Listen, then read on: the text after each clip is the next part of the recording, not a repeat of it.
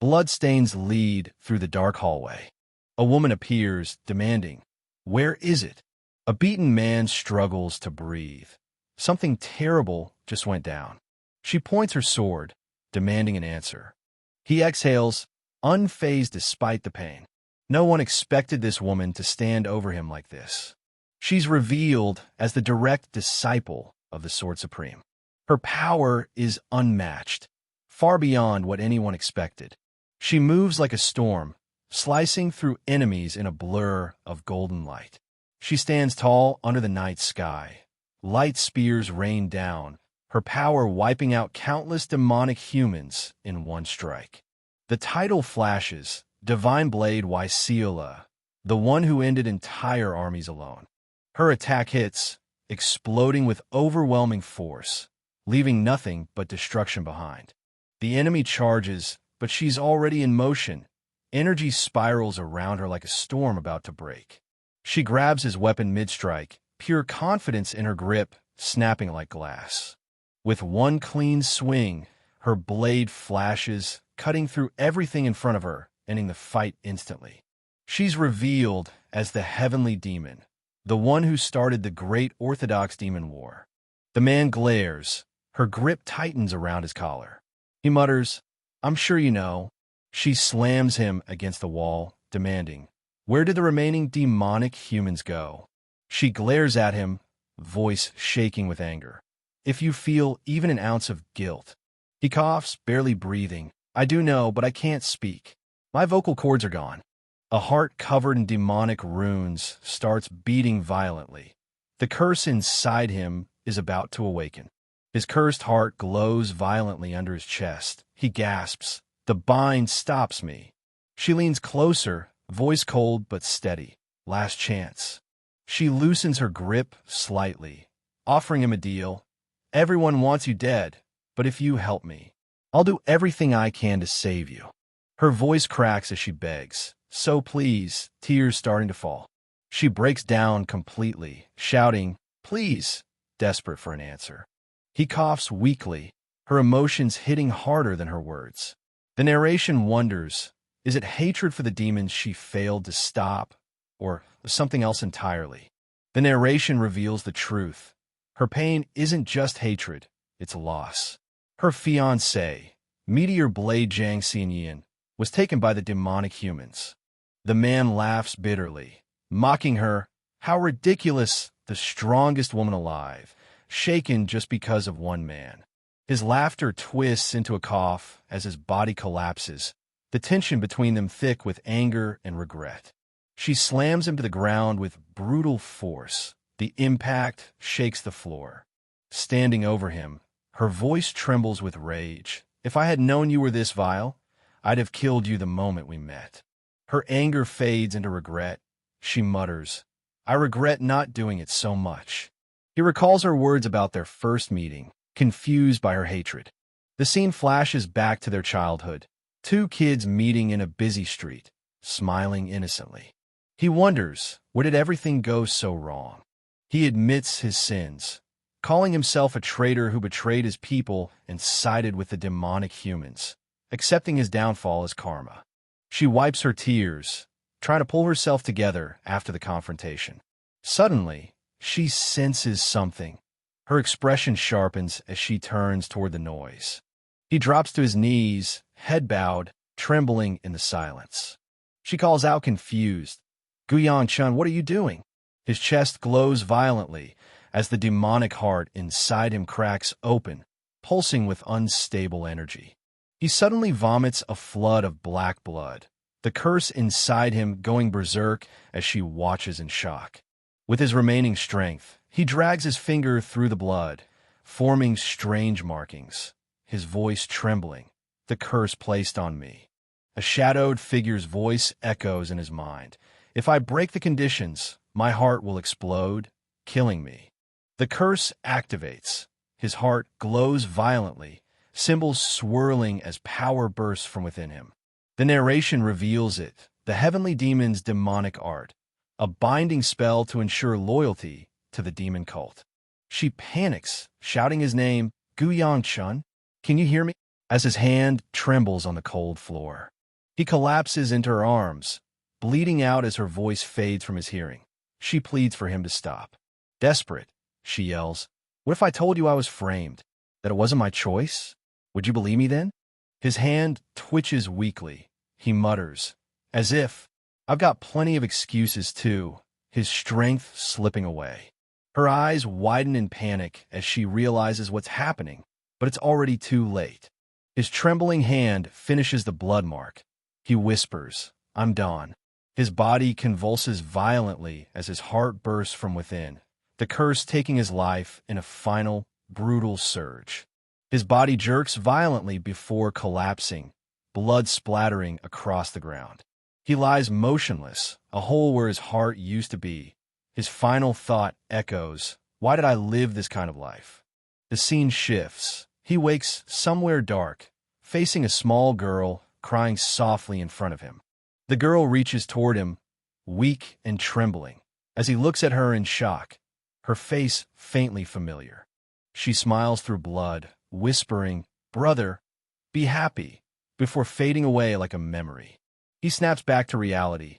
Waisila cradles his body, shouting, "Gu-yang-chun, can you hear me?" But his eyes have already gone still.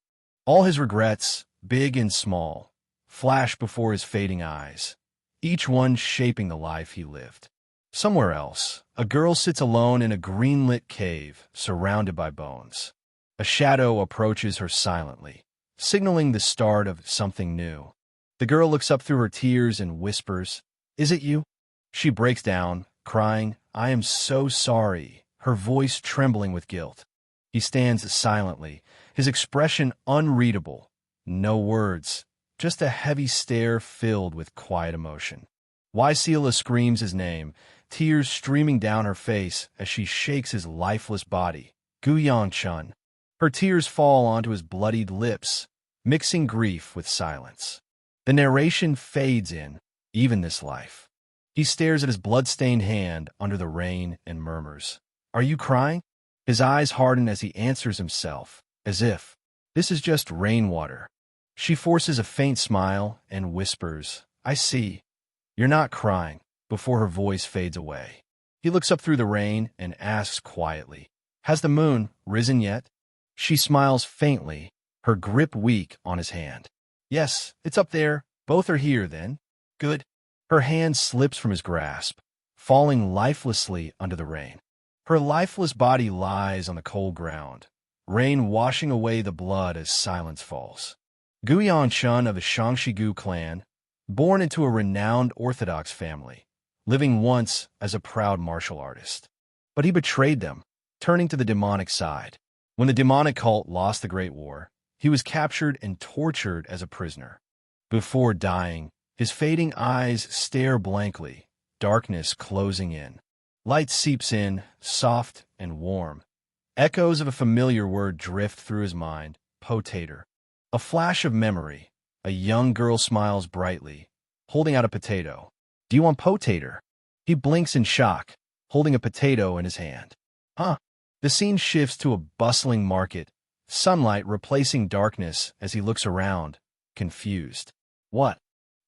Echoing his disbelief as he realizes he's alive again. He looks around the crowded market, completely lost. What's happening?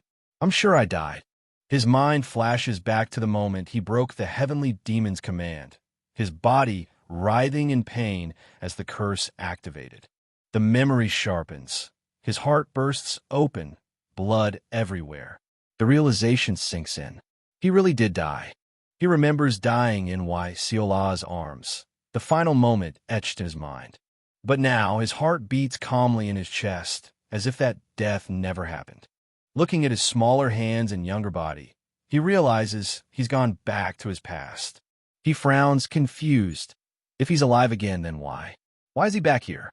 His eyes widen as he spots her, the girl from his past. "Is this when I first met you?" She offers the potato, just like before. He stares at it, try to remember his exact words from that moment long ago. As he reaches out, the potato slips from her grasp. Time seems to slow for a second. She gasps in surprise, eyes wide as the potato falls helplessly toward the ground. It lands with a splat under someone's foot, crushed instantly. Her small act of kindness stomped out before it could begin. The young man snaps, his voice filled with venom. How dare you shove your way in? Know your place. He grips his head, realizing in shock. That was exactly what he said back then. A bitter smile forms. If I'm seeing this in a dream, guess I've still got a lot of regrets left. The girl looks down nervously, embarrassed. So, you don't like potatoes? He smiles softly this time, accepting it. Thanks, I'll enjoy it. He takes a bite, immediately regrets it. Ouch! The potatoes scorching hot, and he's flailing, realizing even in this dream, the pain feels real. The girl bursts out laughing, teasing him. Pwah! Your face turned red. Her joy lights up the whole frame. Suddenly, someone shouts, Young master, catching him off guard mid-burning mouth crisis. His bodyguard rushes in, panting. Young master, you vanished, and this is where you were. The boy stares, confused, trying to remember. What was this guy's name again? He squints, trying to recall the name. Muyin, was it? The bodyguard pants, explaining he was worried something might have happened. Meanwhile, the girl laughs as he's still fanning his burning mouth, the two unintentionally creating a funny scene. Muyin snaps, shouting, How dare you? But the boy quickly stops him. It's fine, give it. The boy turns to his guard with a smirk. You got the honey cookie, right? Muyin freezes, the honey cookie. The guard reluctantly pulls it out, muttering that it's the last one. The boy offers it to the girl with a smile. Want this? She's shocked, asking, You're really giving it to me? He nods, of course, amused by her surprise. He scratches his head, smiling awkwardly. You gave me a delicious potato, so this is the least I can do in return. Her eyes widen as she takes the shiny cookie. Whoa, it's my first time. She stares at it in awe, drooling slightly. Getting something that shines like this and smells so sweet. The girl suddenly reacts to a distant voice, calling out, Why, The boy and his guard look confused. An old man rushes toward her, shouting, Grandfather. She throws herself into his arms, crying with relief. Grandfather! He hugs her tightly. Why, you're safe. The old man scolds her. I told you not to let go of my hand. She laughs, showing the potatoes. It's fine. I even got the potatoes. He sighs. You brat, that's not the problem. He checks on her worriedly. You're not hurt, right? You didn't cause any trouble? She nervously smiles, trying to deny it, but his face suddenly shifts in shock. The boy's eyes widen in shock as he recognizes someone familiar. The girl lifts her hand slightly, recalling what she just did. She points toward him, her face bright with innocence, while her grandfather turns to look at the boy. The old man hurriedly drags his granddaughter away, while she stumbles behind him, confused. He bows deeply, apologizing on her behalf, his tone filled with shame as the girl stands awkwardly behind him. The young boy waves it off with a kind smile, try to ease the tension and show he means no harm. The boy bows politely, explaining with a smile that he was simply hungry and the girl's potato helped him out. He offers a honey cookie in return, holding it out as a gesture of thanks. The old man pauses, quietly taking in the boy's sincerity, unsure how to respond. The girl jumps in eagerly, saying she's fine with taking it, her eyes sparkling with excitement. She reaches out toward the cookie, amazed by how sweet and shiny it looks. But before she can grab it, her grandfather panics, snatching her away and bolting off while apologizing, leaving the boy stunned. The old man turns sharply, tense and cautious, thinking the boy might still be upset. But instead, the boy steps forward, smiling, handing the cookie directly to the girl as a friendly gesture before walking away. The girl beams with sparkling eyes, clutching the cookie happily, while her grandfather sighs in quiet disbelief. The boy smiles warmly, refusing more potatoes as the girl shyly tries to offer them back. The old man watches silently, realization dawning in his eyes. As the two stand under the temple gate, he whispers to himself, She's finally met the person they've been waiting for. The boy stands quietly beside his guard, trying to keep his composure after the sudden encounter. He exhales deeply, brushing off concern as his guard asks if he's feeling unwell. His thoughts drift, That old man wasn't ordinary. The image of the elder seated on a throne flashes in his mind, once the mighty leader of the Muram Alliance. Shadows and flashes of energy surround the old man, revealing his once dreaded power and the darkness he commanded. He stands tall amid a storm of blades, exuding an overwhelming presence, the legendary sword supreme, Waihayagon. Back in the present, the old man gazes into the distance, a mix of confusion and unease crossing his face as memories of his past weigh heavily on him. The old man scolds her lightly, his concern hidden behind a stern expression, still uneasy from the earlier chaos. The girl turns back with a soft smile, waving cheerfully, the light catching her hair as if to freeze that gentle moment in time. The boy exhales with a small, knowing grin, quietly amused and thoughtful as he watches her disappear from view. The bustling market fades behind them as the bodyguard reminds the young master it's time to leave, his tone calm yet firm. The young master glances back one last time, a faint, contented smile forming before he agrees to return. Cherry blossoms drift through a soft breeze under a warm glow, a silent sign that peace, at last, has settled in his heart. The scenery shifts into a tranquil field bathed in sunlight and falling petals, a serene voice echoing softly, urging him to awaken. His eyes open to reality. The grand estate stands before him, sunlight glinting off the tiled roofs as his guard reminds him they've arrived. Confusion clouds his face. If this was just a dream, why does it still feel so real? Why hasn't he woken up yet? In the depths of darkness, a mysterious figure sits upon a throne wreathed in ominous purple energy, radiating overwhelming power. A sly smile curls on her lips, her presence exuding menace, as if whispering secrets of an ancient curse from beyond the void. The boy pauses mid-step, sensing something chilling behind the echoing voice, its tone both familiar and terrifyingly divine. A woman's calm, yet sharp voice cuts through the air, her tone carrying both mockery and intrigue. She strides forward with authority, followers trailing behind, the flame sword, Guyansio, making her entrance with blazing confidence. The young master tenses as she locks eyes with him, his second eldest sister, the one who always looked down on him more than anyone else. The boy realizes the crowd's tension.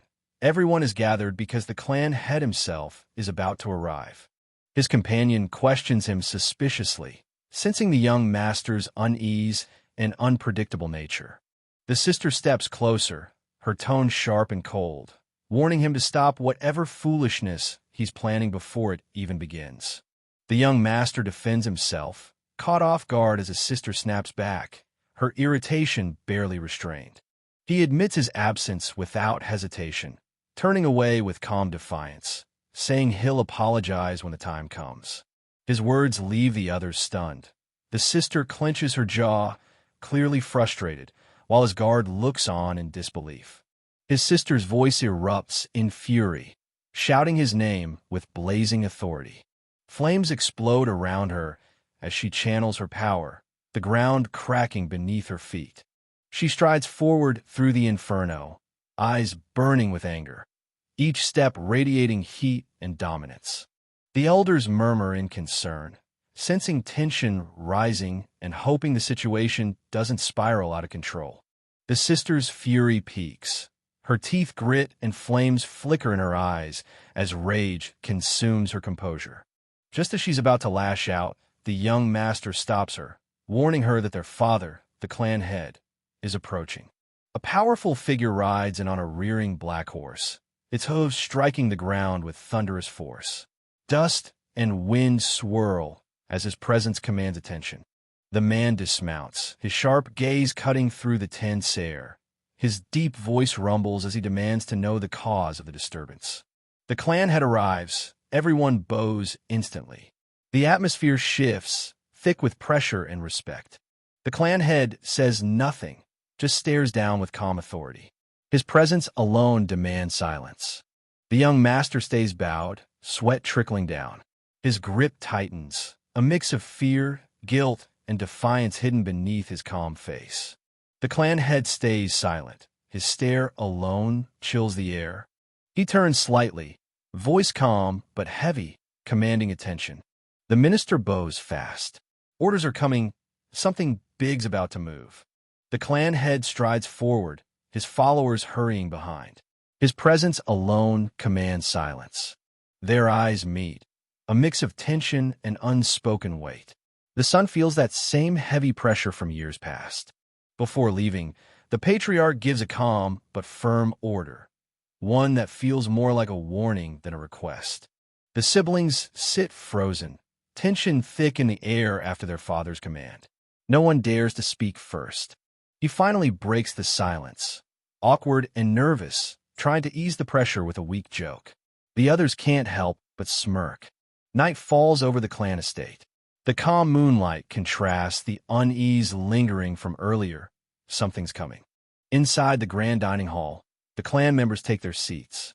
The air is heavy, too formal, too quiet. Even the servants move carefully. A bowl of rice sits untouched. The tension makes every sound louder. The clatter of dishes, the faint footsteps, the silence between breaths. The young master forces himself to eat, but every bite feels awkward. Surrounded by formality and cold stares, even a simple meal tastes bitter. He fidgets with his chopsticks, trying to act normal. The silence feels unbearable. Even breathing too loud might draw attention. Then, his father's deep voice cuts through the air, breaking the stillness. The clan head looks calm but sharp, turning his gaze toward the second child. Praise laced with quiet judgment fills the room. The second daughter smiles proudly, announcing her recent breakthrough. Her confidence lights up the otherwise cold hall. Her father nods in approval, his tone calm but satisfied. She bows, hiding the spark of pride in her eyes. Whispers rise around the table, admiration mixed with tension. The others can't help but compare, especially the silent one still struggling to eat in peace. He glances at his sister, surprised to see her smiling for once. For a second, she almost looks normal. But that thought vanishes immediately. Her expression twists into pure menace, dark and sharp like a blade. Before he can process it, his father's voice calls out his name, catching him mid-bite.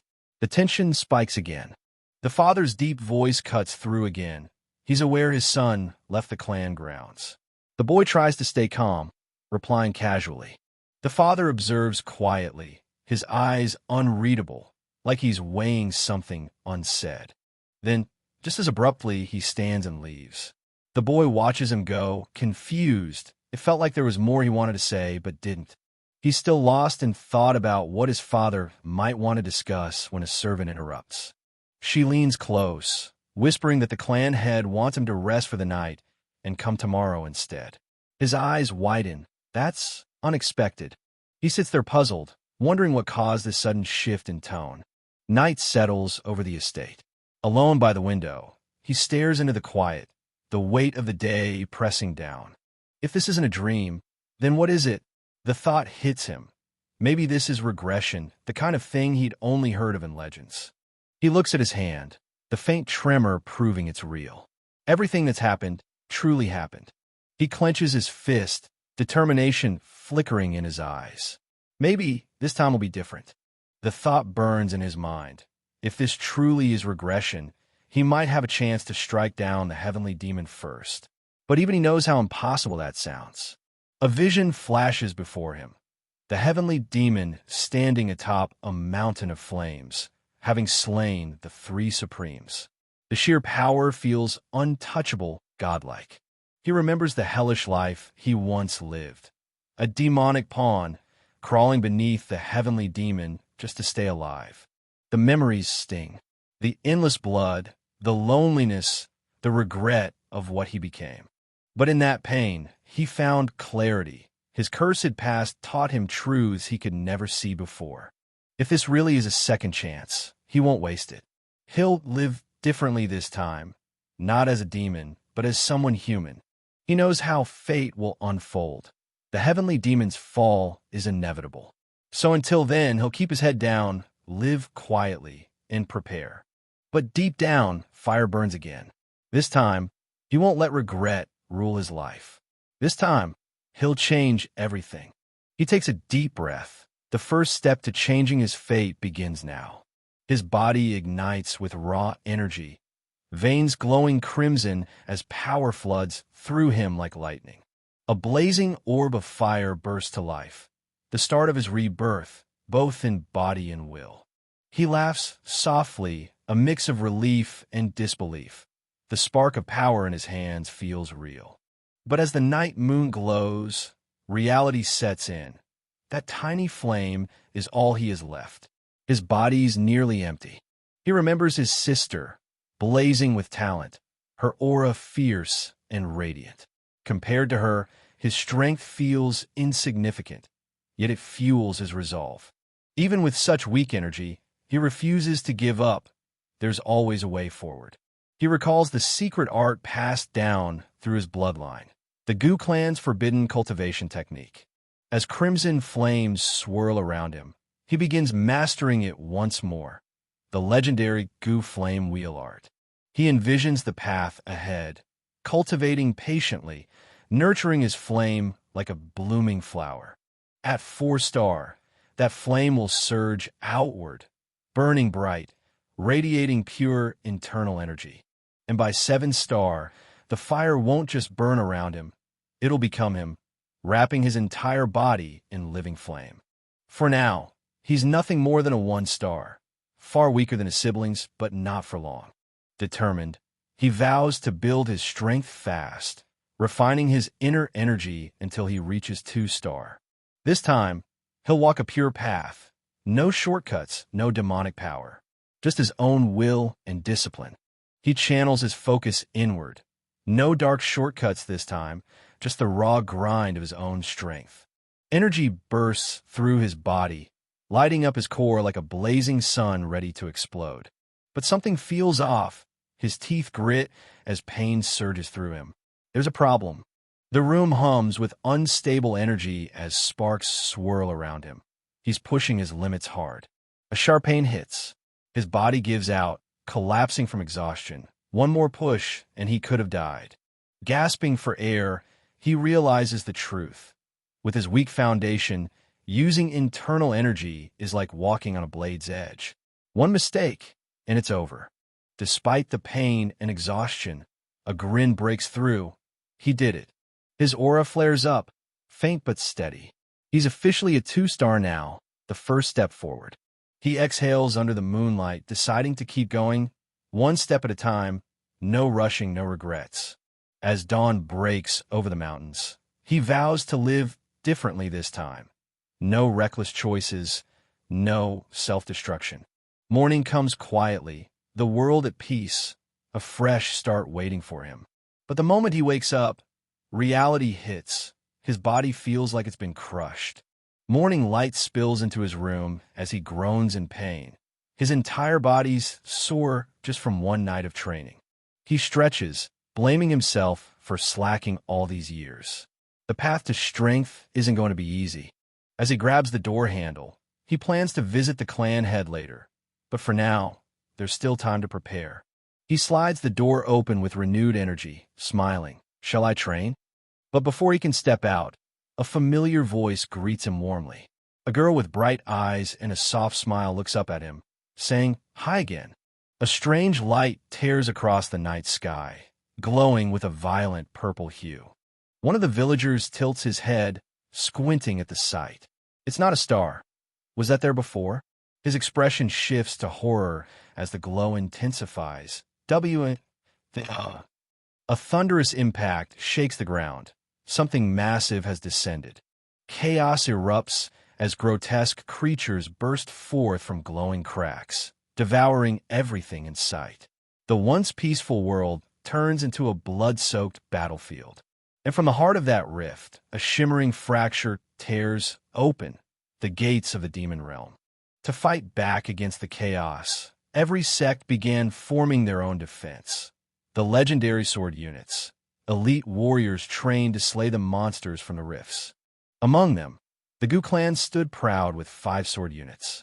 The eldest sister, Gumi Yi, commanded the 5th unit with unmatched power. And as for me, the clan's biggest troublemaker, I spent half my life suffering under her merciless training, dragged across the dirt like a sack of grain. That's how my glorious morning started. And that was the day I formally met YCOLA. Though, by the flow of fate, this meeting wasn't supposed to happen yet. Not until half a year later, after the so-called potato incident. However, fate had other plans. With that same bright smile, she reached out to me again. Hey, we meet again. I turned to leave, pretending not to care. Yeah, I slept late last night. But before I could finish my excuse, she tripped, crashing straight toward me.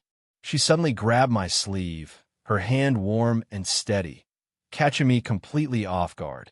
With that radiant smile, she said softly, "Nice to meet you. From today onwards, I'm—" Our hands brushed for the first time, a fleeting touch that somehow felt like fate itself had just shifted. The old caretaker storms in, shouting, "Why? I already told you. You can't treat the young master like that." The MC blinks in confusion. What did he say? Apologize to him now, the old man insists. Ysilla bows slightly, flustered. I am sorry. The MC, utterly lost, thinks, What's going on? The old man suddenly bows deeply, his forehead nearly hitting the floor. The MC blinks in confusion.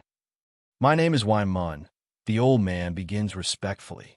I will be serving you from here on out, in gratitude of your clan head. You may not be satisfied with the servitude of a weak old man, but I will give it my all. The MC's eyes widen. Why Mun? Not. Why Hyagun? Something's clearly different from what he remembers. Why Siola shyly introduces herself. She says she'll be assisting her grandfather from now on. The young master freezes, totally confused. Serve? Who? Me? He exhales, piecing it together. If it's an order from the clan head, it must have come straight from his father. Seems like his peaceful routine just took a sudden turn. Morning feels tense. Siola's nervous smile meets Yangshuan's regretful stare. The old man's strict presence makes things even more awkward. Sunlight filters in as Yangshun grabs a broom, silently accepting his slow, grounded new beginning. The old man stands outside, calm and composed, sunlight glinting off his silver hair. He turns slightly, giving a quiet nod, the kind that says everything without words.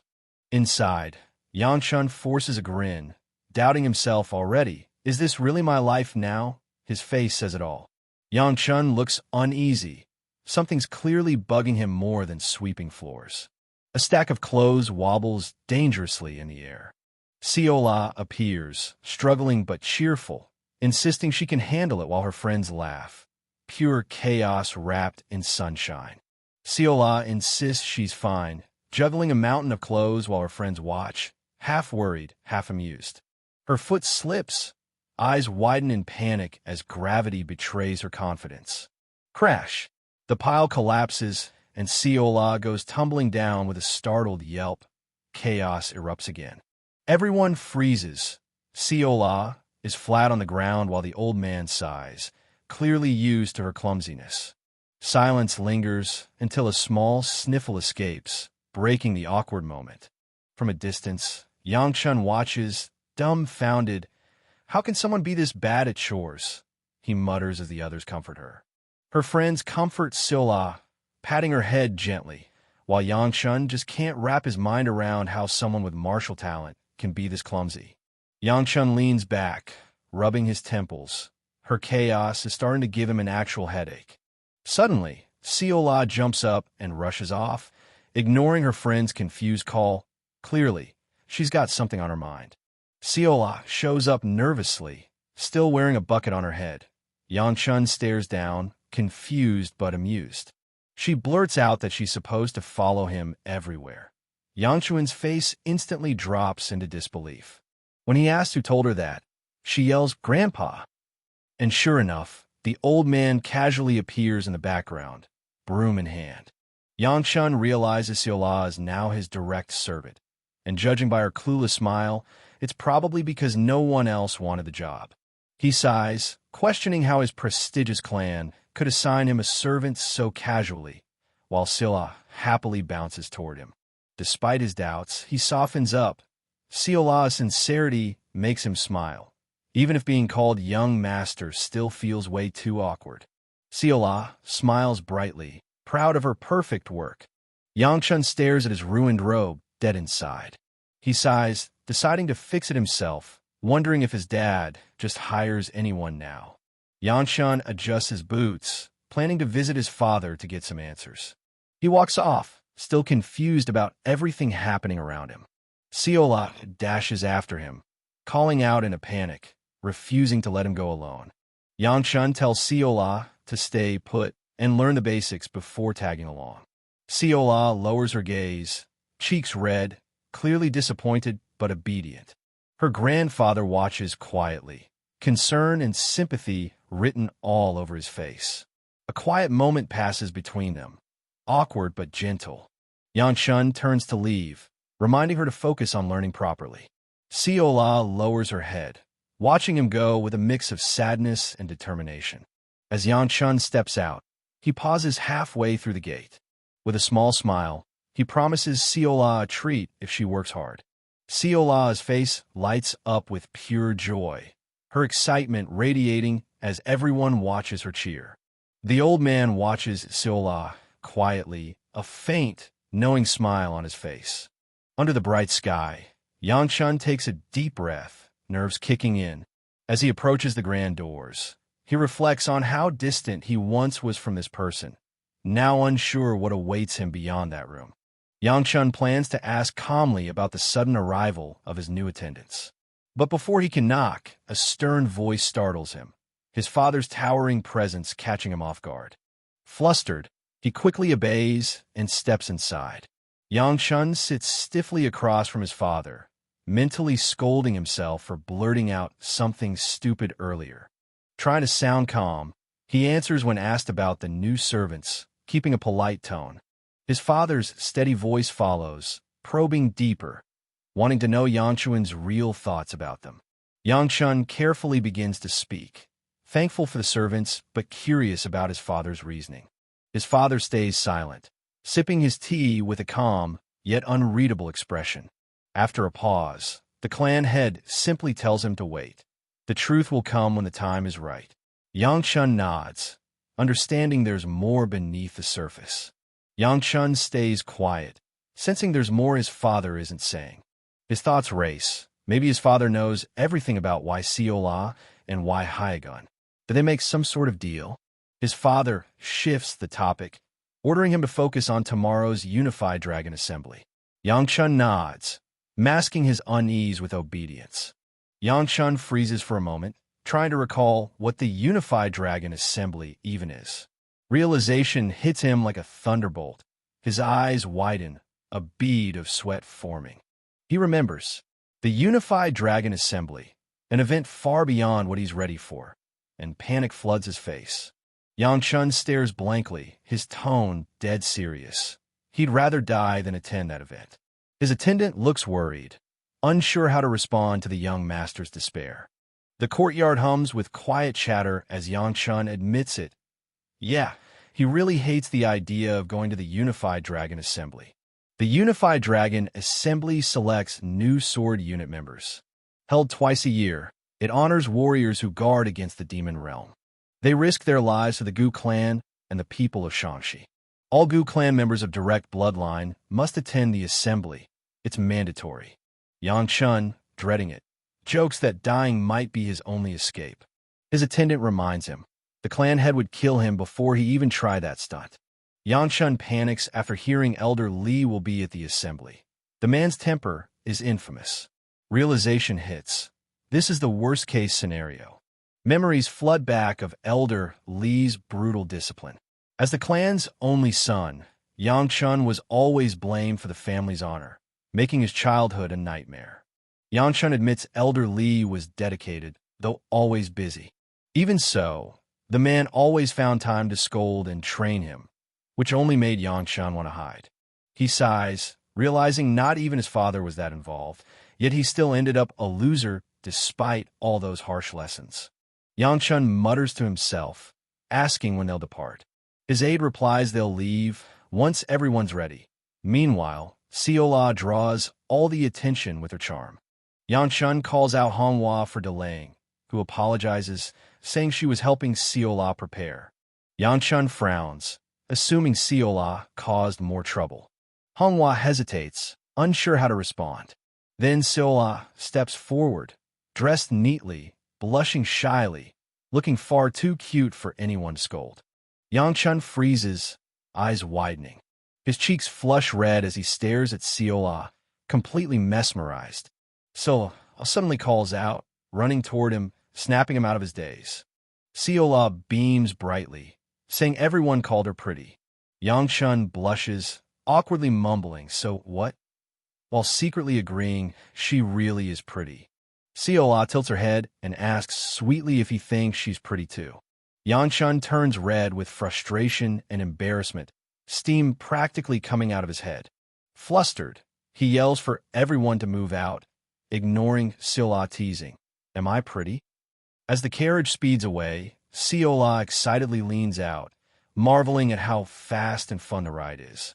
Seola laughs, amazed at the ride, admitting she thought horses were only for eating. Yanchun asks where the event's being held. It's at the Heavenly Exchange, the grandest district in Shaanxi. Told it'll take 4 hours, he yawns, saying he's exhausted from training all night. Seola keeps talking about how horse meat tastes weird, waving her hands dramatically. Before she can finish, Yanchun covers her mouth and snaps, "Shut up and eat this." She obediently munches the food, eyes widening as she realizes it's delicious. Yanchun lies down, finally getting some peace as Seola munches cookies in a pig costume. Relieved, he mutters that it's finally quiet and closes his eyes to nap. But before he can sleep, Seola calls out, waking him up again. Yanchun wakes up startled as Seola tells him they've arrived. He peeks out through the curtain, still half asleep. Outside, the bustling city glows under lanterns. Crowds fill the streets of the grand Heavenly Exchange. Yanchun stretches after getting off the carriage, commenting on the crowd filling the streets for the Shaanxi festival. Seola pops her head out, drawn by the smell of food. A voice greets him politely, noting he must be tired from the trip. A smiling merchant introduces himself as Chun Ishil, the vice head of the Heavenly Exchange, welcoming the rising star of the Gu clan. Yanchun politely introduces himself as Gu Yanchun of the Gu clan, returning the merchant's greeting with a smile. The merchant praises how smoothly everything has gone thanks to Elder Li and Miss Gu, then offers to guide Yanchun to his room. Hearing Miss Gu, Yanchun's expression darkens, his irritation rising as he clenches his jaw, clearly annoyed by that name. Yanchun follows the group through the lantern-lit corridor, muttering to himself, "I won't come across her, right?" As they turn a corner, his unease grows. The narration reads, "But that worry." A familiar figure stands ahead. Miss Gu turns sharply toward him. Yanchun smiles confidently, promising, "I'll be as quiet as a mouse, so you don't need to worry about me." Miss Gu explodes in anger, yelling, "I wasn't worried about you." Yanchun and Seola stand awkwardly in silence as Miss Gu glares at them, fuming. Seola nervously hides behind Yanchun, clutching his sleeve. Miss Gu glares and says coldly, "Old habits never die. You planning to act the same way here too?" Yanchun snaps back, "What are you talking about?" while Seola peeks out from behind him. Miss Gu glares from the doorway, voice trembling with frustration. "I thought you had changed, but I guess people don't." She slams the door shut behind her. Yanchun blinks in confusion as everyone stares awkwardly. "What's up with her?" he mutters, scratching his head. Yanchun sighs. "Sorry about what happened just now. Shall we get going then?" Chunisha laughs it off. "Don't be ha-ha. Brothers and sisters fight all the time. Now you must be tired. Let's go." Yanchun pauses for a moment and asks, "Can I stop by somewhere before that?" The massive arena comes into view, glowing under the red dusk. Yanchun and Seola lean over the railing, awestruck by the sheer size of the place. Yanchun stares down at the grand structure, realizing just how extravagant the merchant's world truly is. The grand arena buzzes with applause as the sword units are honored for their achievements. Blades clash fiercely in midair, warriors dueling to earn a place in the elite sword unit. Yangchun watches from afar, relieved that the direct bloodline won't have to join the chaos. Yangchun walks down the stairs, ready to quietly observe the event. As he and Seola watch, a dark, ominous figure looms behind them, its presence radiating deadly intent.